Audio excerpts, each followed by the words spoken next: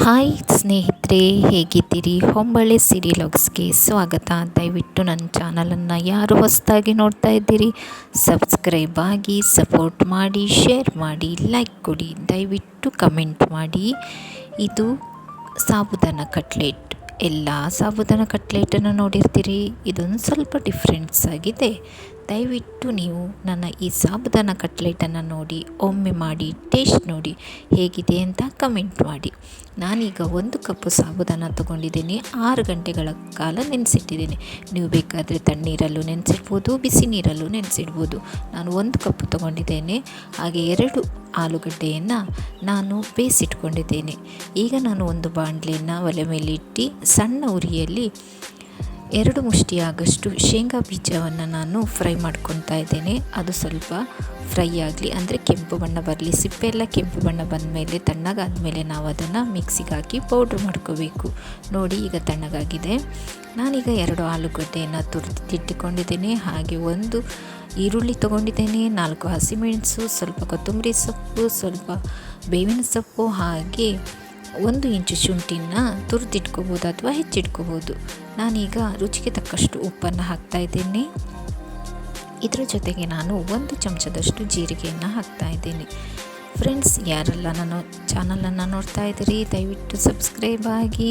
ಹೀಗೆ ಒಳ್ಳೆ ವಿಡಿಯೋ ಮಾಡಲಿಕ್ಕೆ ಅನುಕೂಲ ಆಗ್ತದೆ. ನಾನೀಗ 1 ಅಥವಾ 1.5 ಚಮಚದಷ್ಟು ಕಿಚನ್ ಕಿಂಗ್ ಮಸಾಲನ ಉಪಯೋಗಿಸ್ತಾ ಇದ್ದೇನೆ. ನಿಮ್ಮ ಮನೇಲಿ ಕಿಚನ್ ಕಿಂಗ್ ಮಸಾಲ ಇಲ್ಲ ಅಂದರೆ ಸ್ವಲ್ಪ ಧನಿಯಾ ಪುಡಿ ಬೇಕಾದರೆ ಹಾಕ್ಬೋದು, ಜೀರಿಗೆ ಪುಡಿನೂ ಬೇಕಾದರೆ ಹಾಕ್ಬೋದು, ಇಲ್ಲ ಗರಂ ಮಸಾಲೆ ಪುಡಿ ಬೇಕಾದರೂ ಸಹ ಹಾಕ್ಬೋದು, ಯಾವುದು ಬೇಕಾದರೂ ಹಾಕ್ಬೋದು.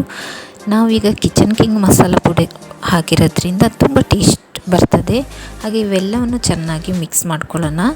ನೋಡಿ, ಚೆನ್ನಾಗಿ ಮಿಕ್ಸ್ ಆಗಬೇಕು. ನೀರಿನ ಪಸೆ ಒಂಚೂರು ಇರಬಾರ್ದು. ನಾವು ಸಾಬುದಾನನ ಚೆನ್ನಾಗಿ ನೀರು ಬಸ್ಕೊಂಡು ಇಟ್ಕೊಂಡಿರಬೇಕು. ನಾನು ಶೇಂಗಾ ಬೀಜವನ್ನು ಈಗ ನೋಡಿ ಅದನ್ನು ನಾನು ಅದಕ್ಕೆ ಹಾಕ್ತಾಯಿದ್ದೇನೆ. ಮಿಕ್ಸ್ ಮಾಡಲಿಕ್ಕೆ ಪೌಡ್ರ್ ಮಾಡ್ಕೊಂಡಿದ್ದೇನೆ ಶೇಂಗಾ ಬೀಜನ. ಮೇಲಿನ ಸಿಪ್ಪೆನೆಲ್ಲ ತೆಗೆದು ಬಿಸಾಡಬೇಕು.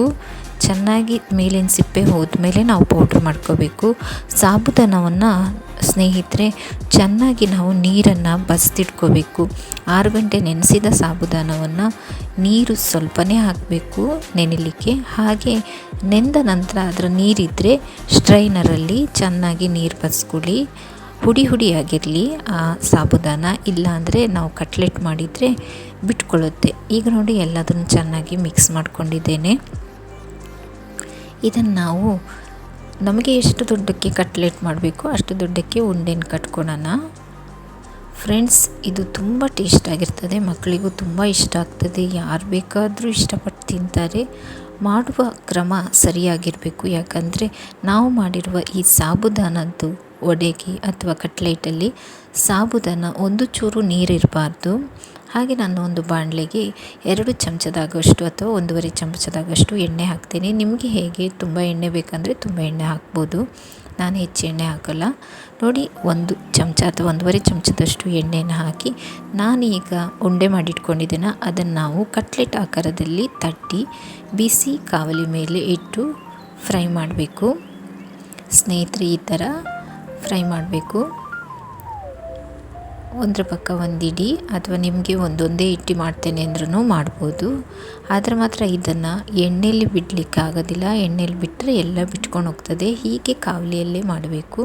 ಕಟ್ಲೆಟ್ ಅಂದರೆ ಸಾಮಾನ್ಯ ಕಾವಲಿಯಲ್ಲೇ ಮಾಡೋದು, ಎಣ್ಣೆಯಲ್ಲಿ ಬಿಡಲಿಕ್ಕಿಲ್ಲ. ಶಾಲೋ ಫ್ರೈಯೇ ಮಾಡಬೇಕು ಕಟ್ಲೆಟನ್ನು.